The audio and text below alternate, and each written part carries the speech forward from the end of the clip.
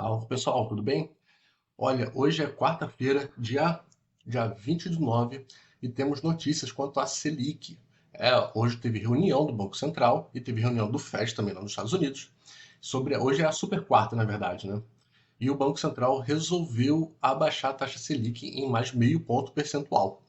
Vamos falar aqui também sobre o que motivou o Banco Central a fazer isso. Quais foram as justificativas, tanto no mercado interno quanto no mercado externo. Ok? Então vamos lá. Se gostar do vídeo, curta, compartilha, se inscreva no canal, mande para outras pessoas que esse assunto é importantíssimo e afeta a vida de todo mundo. Ok? Vamos lá. Eu vou separar o vídeo em 5 partes, tá?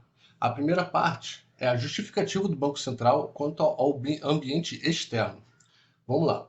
O ambiente apresenta incertezas com a continuidade do processo de deflação, mas com núcleos de inflação ainda elevados.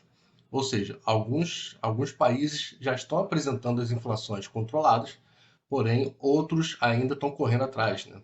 Ou eles estão elevando a taxa de juros para trazer a inflação dentro da meta. Segundo ponto, resiliência nos mercados de trabalho. Ponto positivo. As economias estão conseguindo manter os trabalhadores, estão conseguindo manter os seus empregos, e isso movimenta a compra, a venda, o pagamento de salários, que estimula ainda mais o consumo, o que é positivo para a economia. Terceiro ponto. Banco Central de todo mundo ainda estão trazendo a inflação para dentro das metas. Foi o que eu acabei de falar. Alguns países ainda estão tentando trazer a inflação para dentro da meta. Porque como é que funciona? Você, por exemplo, se você estabelece uma meta, eu quero a inflação de 3,75 pontos percentuais, ok?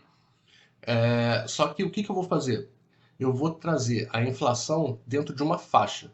Eu quero que a inflação de 3,75%, ponto percentuais por cento, essa inflação de 3,75, ela varie de uma faixa de, por exemplo, 1,5 pontos percentuais. O que quer dizer? Que essa inflação de 3,75 varia de 5,25 para 2,25, ok? Então você estabelece essa faixa e essa meta de inflação essa inflação tem que estar dentro dessa meta, ok? E quarto ponto, com relação ao cenário externo ainda, tem pontos que merecem atenção. Elevação da taxa de juros de longo prazo nos Estados Unidos em virtude de um menor crescimento da China. Como a China está passando por alguns problemas, algumas empresas estão decretando recuperação judicial, a China está apresentando alguns problemas em sua economia. E por causa disso, isso está afetando a economia dos Estados Unidos.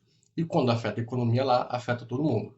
Então o Banco Central só quis dar essa ressalva para dizer que, ó, estamos de olho no que está acontecendo aí. Agora vamos para o cenário doméstico, ao cenário ponto interno. Primeiro ponto, primeiro ponto, maior resiliência da atividade econômica, ou seja, a economia do Brasil está respondendo melhor que o Banco Central estava esperando. Segundo ponto, o Copom segue antecipando um cenário de desaceleração econômica.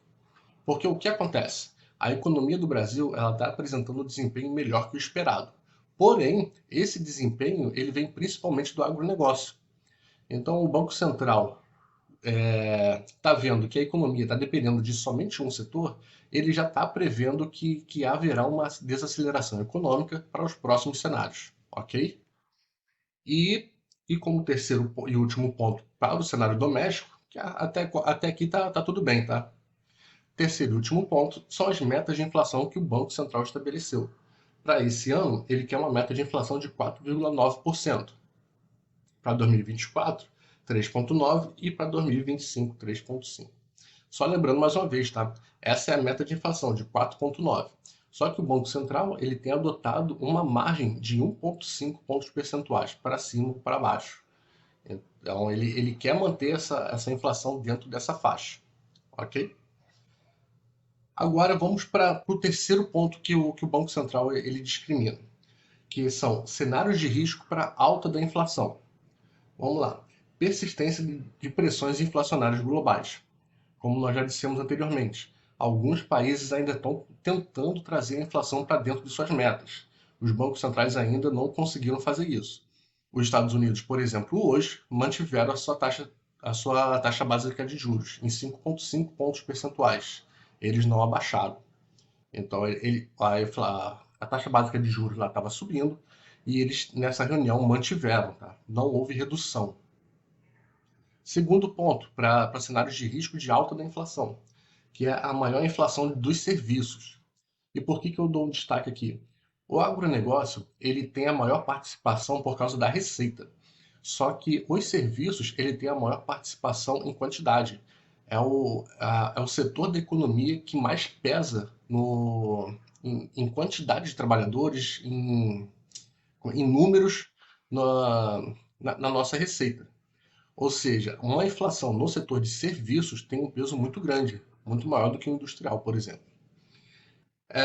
E quarta parte do vídeo, que são os cenários para o risco de baixa da inflação.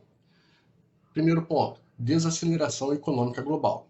A inflação ela está diretamente ligada à produção. Quanto mais você produz, quanto mais você vende, quanto mais você compra, quanto mais essas transações são realizadas, mais você tende a ter inflação. Porque há sempre um descompasso entre a quantidade que é produzida e o quanto que é buscado, ok? Então, quando você tem uma desaceleração da economia global, você tende a ter também uma deflação. Isso é bastante comum. Há casos em que você tem uma desaceleração da economia global e uma inflação, mas isso aí é papo para outro vídeo. E segundo ponto para cenários de risco de alta, de baixa da inflação, que é o impacto do aperto monetário sincronizado sobre a desinflação se mostrarem fortes demais. O que isso significa? Que com o objetivo dos bancos centrais de trazerem a inflação para dentro da meta, eles apertarem demais a taxa básica de juros, eles subirem muito os juros isso provocar um impacto acima daquilo que eles estavam esperando.